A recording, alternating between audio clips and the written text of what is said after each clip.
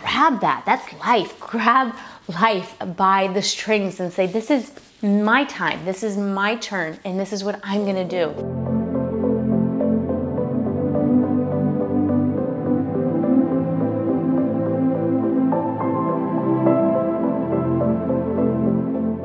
So, the problem with hope is it leaves us in a place of hopelessness. It's my biggest issue with hope. It's cool to hope and want things, but what's more important is taking action. Welcome back to Live Free TV. My name is Sara, Live Free Warrior. Talking about hope and why I really think hope is, well, hopeless. Hope leaves us in a sense of whatever comes, we're gonna take it. And to me, that sounds a lot like victim mentality. You know I'm not a fan of victim mentality, and you know that keeps us stuck exactly where we are without change.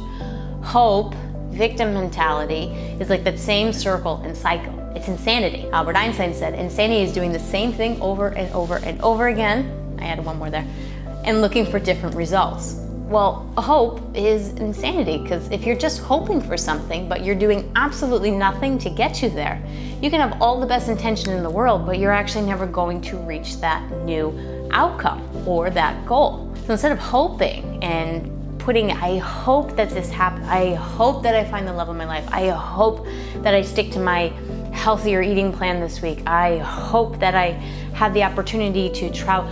Grab that. That's life. Grab life by the strings and say, this is my time, this is my turn, and this is what I'm gonna do. If you're not harming anybody else, you're not harming relationships, then fulfilling your own needs by taking action, right, will fulfill you. I wish. That gets you nowhere.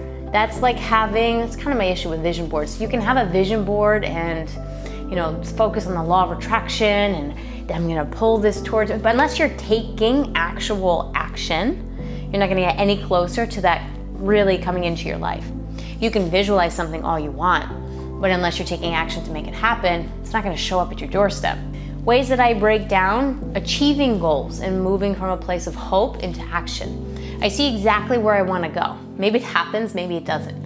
But from there, you start to backtrack and you see, okay, how am I gonna get there?